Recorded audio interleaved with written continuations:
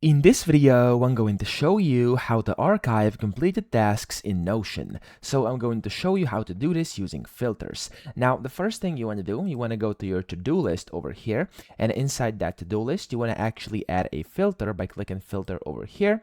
And then you want to go ahead and click on the status one. So of course, the checkboxes, status, and then you want to make this where it's unchecked. So status here should be unchecked.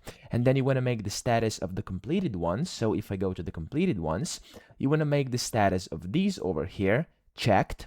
Okay, and then once you do that, as you can see, it's already not showing anything, and here everything is showing. So you can go ahead and then, let's say I did the groceries, I'm gonna put the status as completed.